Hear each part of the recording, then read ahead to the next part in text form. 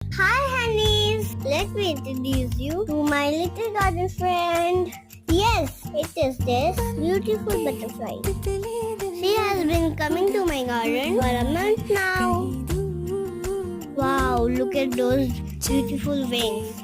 खुशबू से जुड़ा जुड़ा जुड़ा है कहीं दूर हाथ से ये कैसे अनसुने से जैसे चूमे अंधेरों को कोई नूर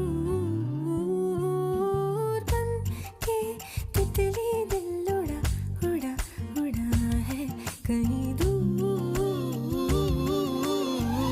सिर्फ कह जाओ या आसमां पे लिख दूं तेरी तारीफ